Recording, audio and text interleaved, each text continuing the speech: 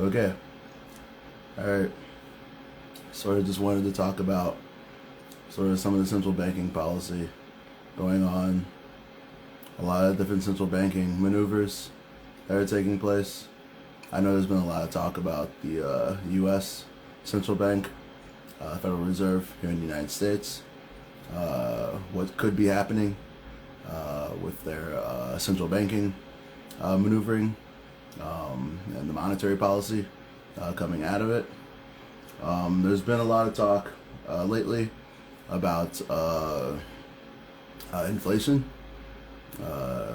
and sort of quantitative easing and tapering of that inflation through a mix of monetary and fiscal policy by both the U.S. Treasury and the central bank head, Jerome Powell.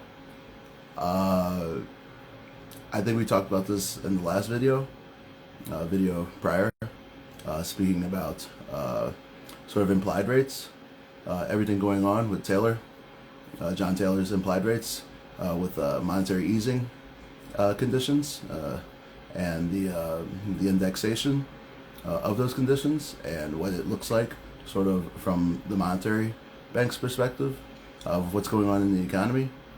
A lot of people, Mohamed El-Erian, chiefly amongst them, sort of former PIMCO head, sort of really sort of just giving sort of a tongue lashing of Jerome Powell and his policies thus far, as we've seen sort of inflation rise precipitously, peaking in February or March rather. Thus far, sort of aligning within that 7 to 8% range, which is maybe 2 or 3 times higher than inflation would normally sort of be targeted at. Nevertheless, monetary conditions do seem to be holding up after that sort of a real firestorm, though, fury though, at the central bank and its maneuvering here in the United States, sort of taking the lead with policy objectives here to sort of stabilize the currency, which was sort of the first primary objective of the Open Market Committee. If you look back at the I believe it was a September meeting of last year, sort of the policy notes from the the Open Market Committee, which sort of stated that main objective was to sort of stabilize the currency and to offload sort of the balance sheet with sort of in excess, I believe, of at least 1 trillion, 2 to 3 trillion or more in sort of held reserves by the bank, liquid sort of cash and asset reserves that it was looking to offload into the broader markets in order to stabilize the currency, as well as sort of fight what we were witnessing, which was a large and significant move and inflationary pressures contributed primarily by the exacerbated supply chain issues, which emanated from China and East Asia, and where repercussions were being felt primarily here in the United States. And that's actually, this is more of a longer video, because we're going to talk about sort of different types of supply chain issues and different types of inflation even that's existing, where traditional monetary inflation exists from supply and demand, with the Phillips curve, where you see where supply being lower and demand being higher, and then that pushes up prices as demand shifts to the right and increases, then prices go higher and supply goes lower, which can exacerbate inflationary pressures, both in the market that we're talking about, in this case the United States, as well as abroad, in East Asian and markets in more advanced economies such as Europe and sort of emerging BRIC economies. Again, the war in Russia, has sort of exacerbated a lot of people's understanding of the current situation. A lot of thinking is muddled. There's sort of a lot of anticipation about what may happen due to the war.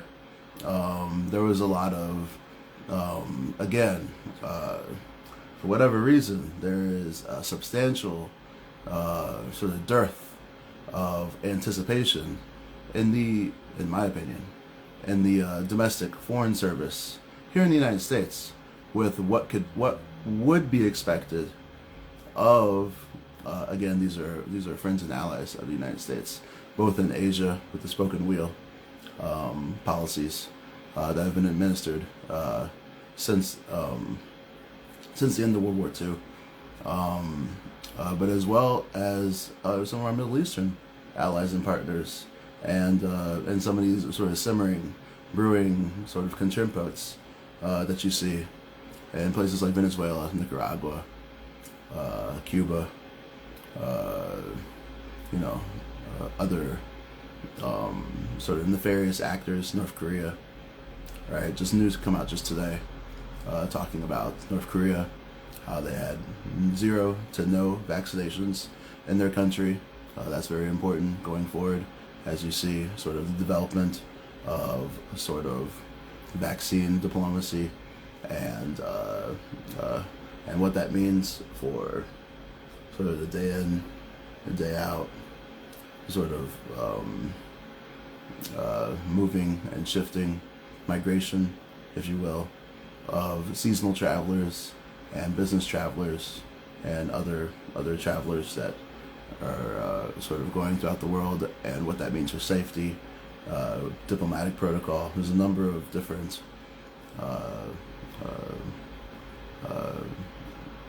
admonishments attached to that, and different sort of figurings going forward. And so this is a much more in-depth video, actually, because we're talking a lot about, this may go on for some time, but there's a lot to talk about. There was a strike in Brazil. Roberto Campos Netos, Oliveira Campos' grandson, who sort of had always been expected to be a central banker in Brazil. If you follow Brazilian politics, you understand sort of Brazilian economics and Brazilian politics as an emerging country, emerging BRIC country. Brazil, Russia, India, China, and South Africa, of course, as BRICS. And so with Brazil sort of headlining that coalition, and with everything going on in Russia, and with India and Russia sort of singing together, sort of in a BRICS format, it's actually very interesting what's going on. As you can see, we're sort of, again, back to Roberto Campos Neto, who sort of, like I said, Oliveira Campos' grandson,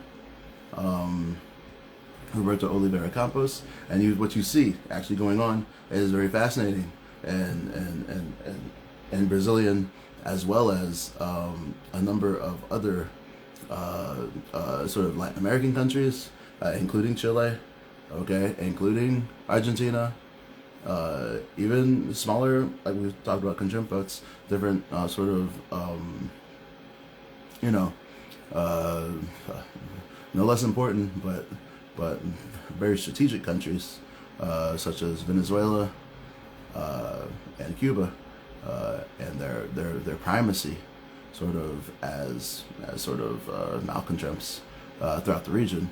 And what you see is sort of jostling between some of the larger economies, Brazil, Chile, Argentina.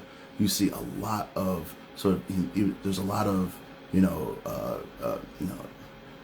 angst within those policies, but there's a lot of success actually that's going on, and it's very interesting to see how the different populations are reacting to the news coming out of their country. And they follow, if you know anything about Latin American politics, Latin Americans take their politics very seriously, and they follow them very closely too.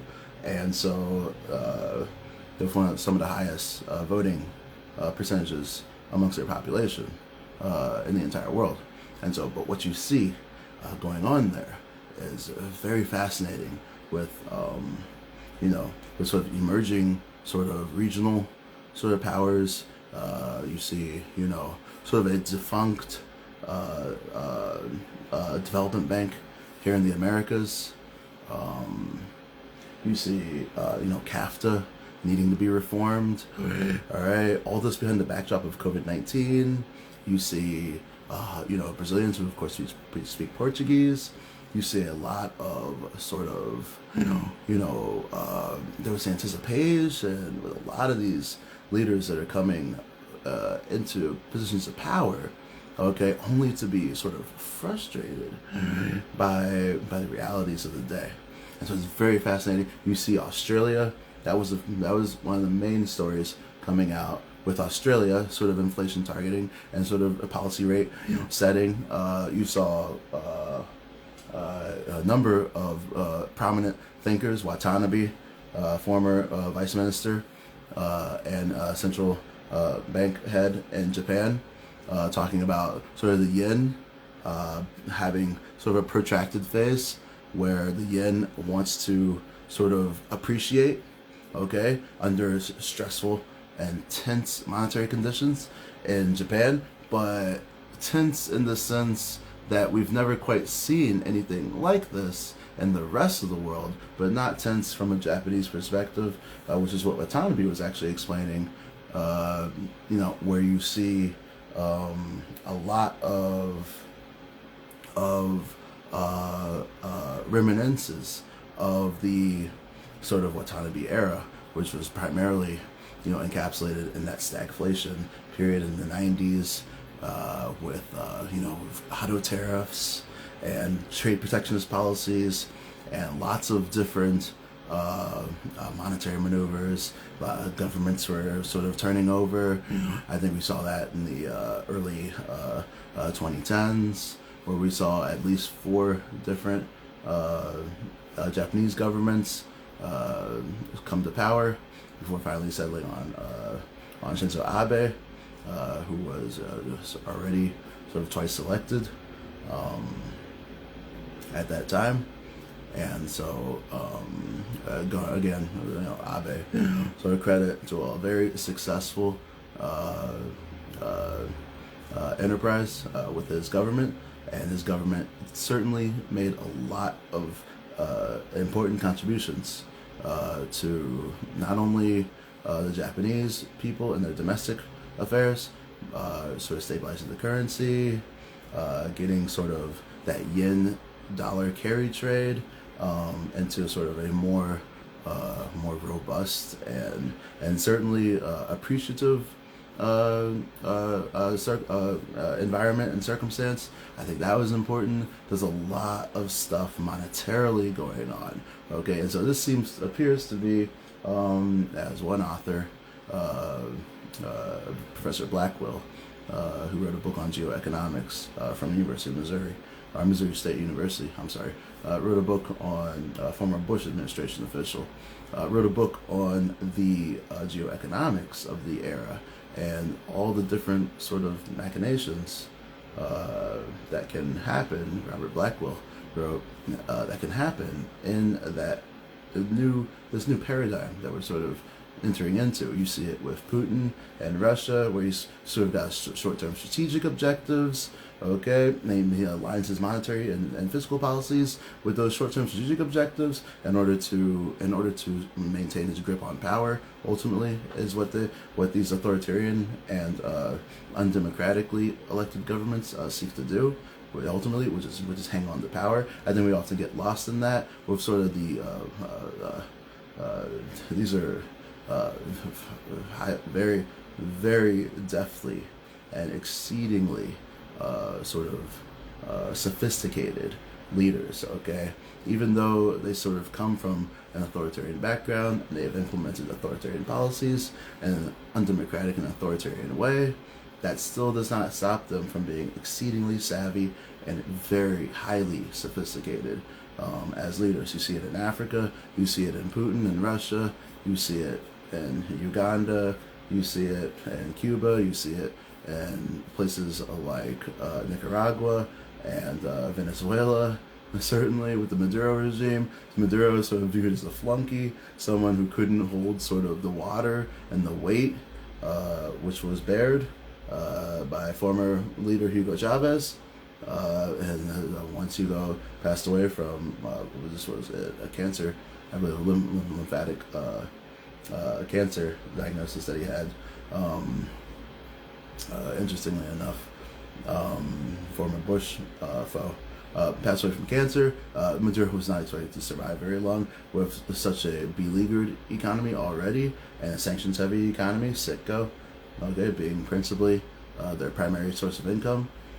Citgo, of course, the oil services company. And so you see a lot of that going on. I don't want to spend all this time, but I'm going to actually, because let's go back to that Australian story with the central bank wanting to sort of increase the public balance, if you look at it. So net operating balance, wanting to increase that public balance, net operating balance. Of course, they use a system of national accounts in Australia, which is similar to the British system of accounting, which is totally different from America, but ones I'm familiar with, nevertheless. And what you see, actually, is the politics of a soon-to-be-held Australian election sort of tempering, rather, the expectations that the bank will act either for or against one candidate's wishes before that election takes place. And my honest observation of Australia as a nation and its central bank, which is one of the strongest in the world, quite frankly, as far as its public monetary law is concerned, a very firmly built,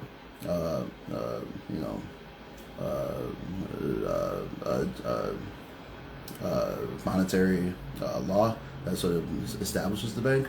One of the better ones, in my opinion, even though it's got sort of it's got strong influence from the Bank of England. And but going back to Australia, what you see is the bank sort of discounting the idea and sort of tempering expectations that the way they're going to act is something that is expected from the markets, we'll say, and so they temper the expectations through press releases and through their press secretary. They temper expectations to the governors on the board and through their press relations liaisons that they're not going to, in fact, sort of tip the scales one way or the other, but at the same time they need to act because of the conditions that are existing within that monetary situation. And so what you're seeing is, rather than what I suspected would happen, which was sort of battle royale of central bankers, less cooperative, more combative, as they seek to gain further and further influence for their banks and for their country, and sort of establish themselves as the premier sort of banking institutions throughout the entire world, whichever ones would happen to win. What you're seeing instead is a lot of coordination behind the scenes, a lot of different sort of freezing out of certain individuals. Again, El Arian, former PIMCO head, one of the largest bondholders in the entire world, easily one of the biggest bond brokers in the entire world. And what you see is sort of a non-traditional, more traditional sort of avenues of going about, but non-traditional historically. As historically, everyone sort of takes care of themselves and doesn't worry about what everyone else is doing. But in this new world order that we have following the Cold War, things are far more stable in the world. Globalization and all of the different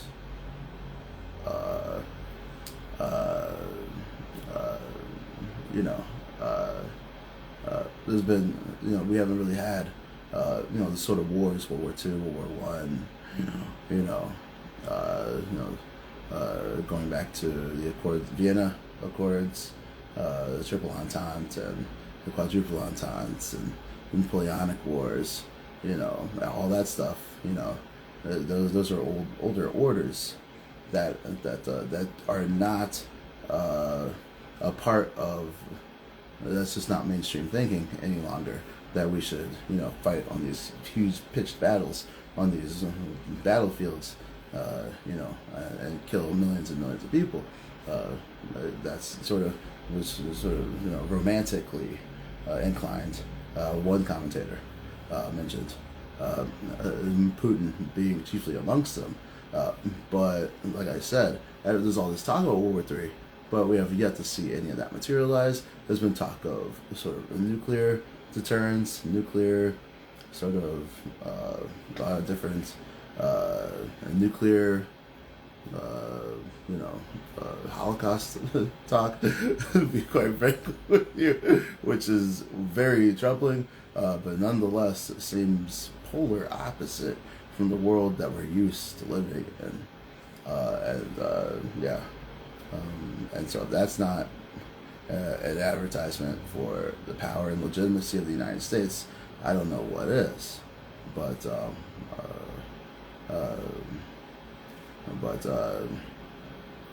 yeah, it's an interesting to go back on topic, sort of the central banking crisis. And you can't help but talk about these things just because everything's going on with Ukraine and the sieging and the battles and various.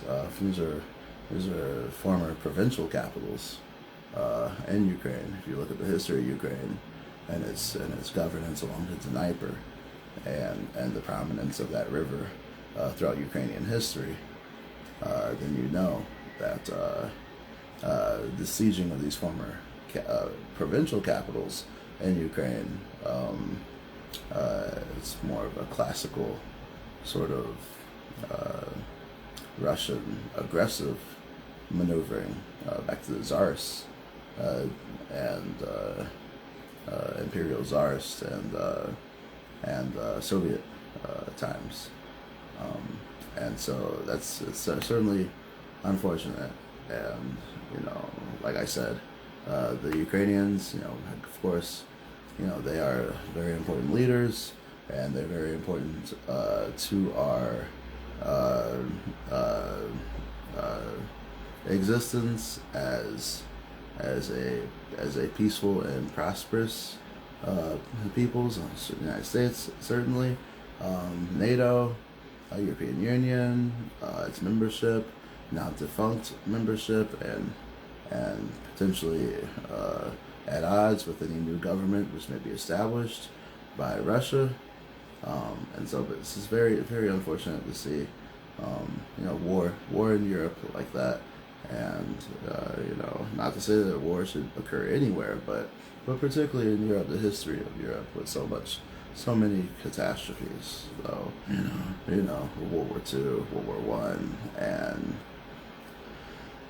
it's just so unfortunate to see that sort of occurring in our day and age, and the talk of everything that could happen. Me being a male of a certain age and able-bodied. It's just it's just so unfortunate. Don't wanted to spend more time on that monetary policy. But let's talk about what to expect, right? What do you expect from all these different maneuvers, right? Because there's so much going on. You got policy rates going out of control in Argentina. You got sort of the Brazilian wonderkin, Oliveira Campos' grandson, Neto, central bank head in Brazil, sort of fending off strikes, which ended a week ago, but which began at the beginning of this month in April. You see all sorts of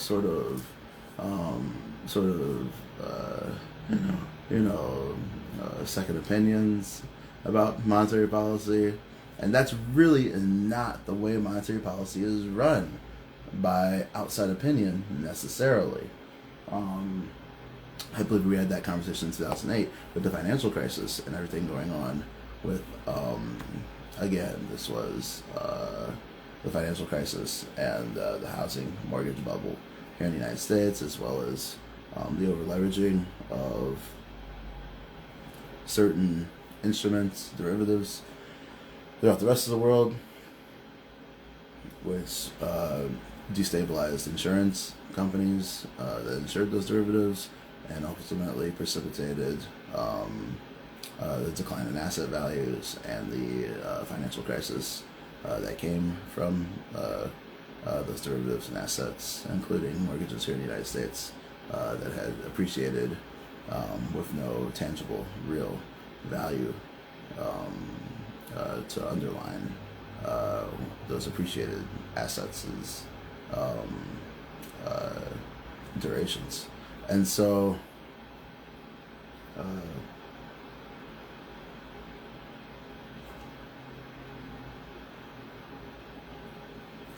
yeah. So if we're going to talk about everything going on in Brazil again, like I said, it's just so very fascinating with the strike.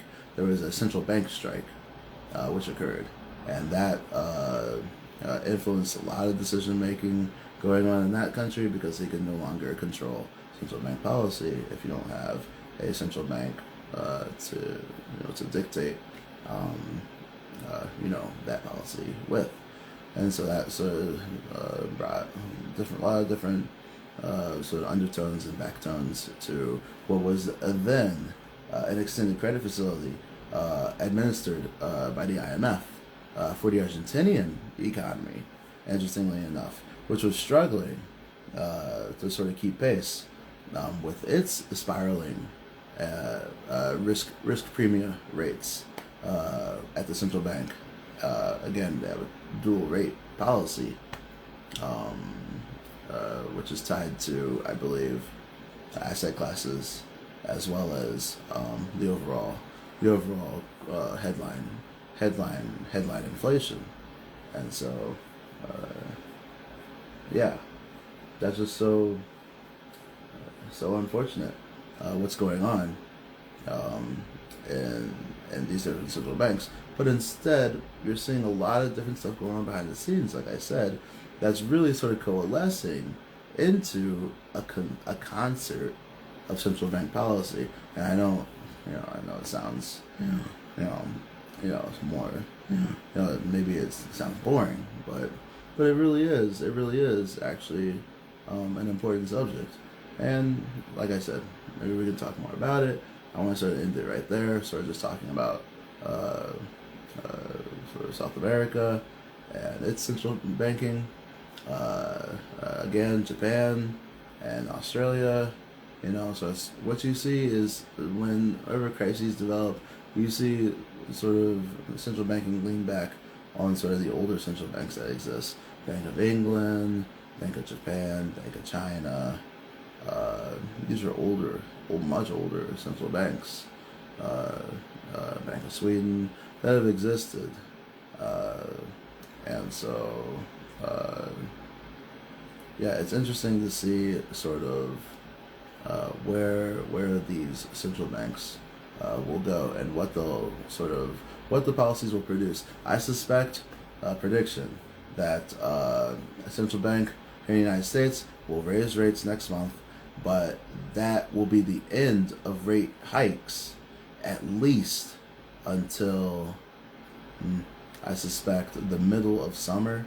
So we're talking July. So they may skip June's meeting, may talk about July, and we'll come back in July and see rate hikes. But certainly 50 basis points is more than on the table. It's what we predicted in the last video, but again, this is a cataloging of the rate policies coming out of, again, the United States, Jerome Powell, Federal Reserve head, and its implications for the U.S. economy, where you can see inflation certainly tapering,